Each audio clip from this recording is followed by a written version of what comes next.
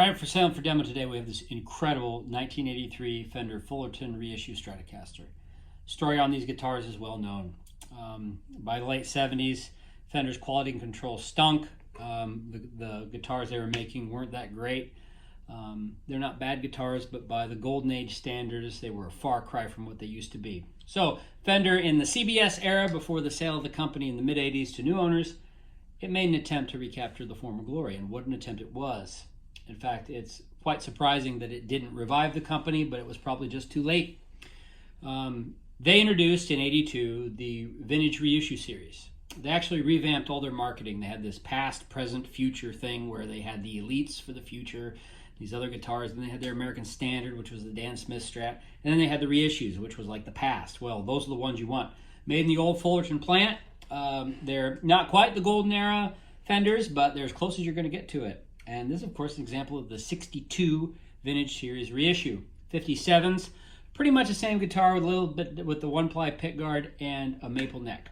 Electronics, all the rest of the stuff, same in both. This is a really nice example. It's a very clean example. I'm calling it near mint. I am comfortable myself calling this a mint vintage guitar because a mint guitar is not a new guitar. A mint guitar is like in the upper echelons. I think Reverb, if you look on Reverb, it says it's essentially new, but it's been opened and played. It also says on there, like if you read through standard condition guides, for vintage instruments, 25 years old and older, the phrase, the word mint, has a more generous application. In a newer guitar, like it's mint if it's like pretty much new, maybe like played a couple times and then put back in the case, is pretty much nothing wrong with it.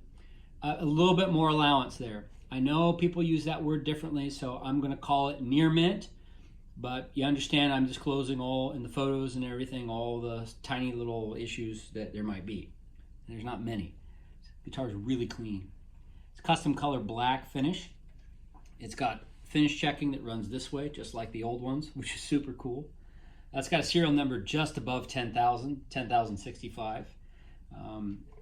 It's got 1982 pots and an 83 neck stamp. I got photos of the wiring that you can look at and assess for yourself. There's not a lot of fretwear on here, if any at all. I mean, just barely a hint. In fact, I shouldn't even say that, but I will. Comes with the original duck foot case. Duck foot, is a leather tab. It looks like a duck foot. That's how you can tell the Fullerton cases from the Corona cases. Although some of the leftover Fullerton stuff got used in the early Corona stuff. It has a warranty card, the instruction manual, and an old strap that's a little bit more worn than the guitar, pardon me. It's a great example. This is collector grade. Main cosmetic blemish is right here in the neck pocket area. There's like a little chip of finish that came off. I actually had another one of these that had the same thing. And again, what happens is when the necks get taken off, if they haven't for a long time, the way this finish was applied, it sticks to that part of the neck. And so when you pop it up, it inevitably puts that there. So it's a little chip. They might have put a little marker on the wood or something, but whatever, you hardly notice it. And the other cool thing is, there's an example of the Fullerton carve. If you look there, the Fullerton carve, see how it just is like fat, fat, fat, and then it just drops off? That's the Fullerton carve. The later ones have a more gradual curve to it. There's also a Fullerton carve to the body where it gets quite narrow through here. That's more like the old ones. So anyway, it's an 83 Fullerton reissue. Black 62 reissue Stratocaster. If you like the Fullerton stuff, this is where it's at, man. It doesn't get much better than this. Sonically, I hope you heard that and appreciated it. Man, this thing is awesome.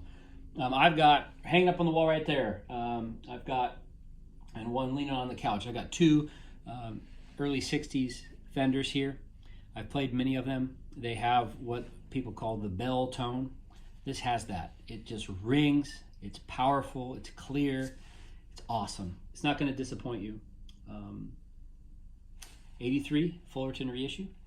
Super secret tip, if you contact me directly to buy this, because again, this is a YouTube video. I use it to illustrate my guitars. I sell them in a lot of places, but if you buy it directly from me, I don't have to charge sales tax at the checkout on the purchase. If you're outside of Washington. If you're in Washington, I got to charge it. I'm under a business license. That's what the law says. You need to be aware of whatever use tax laws are in your state. I'm not encouraging anybody to do any tax dodging. Just saying I don't have to charge it at checkout. Contact me if you have any questions. My contact info should be below. And thanks for checking out the video. Please subscribe to my channel. You'll get the latest updates with all the gear I get in here that I'm either sharing to demonstrate or most likely that I'm putting up for sale. Have a great day.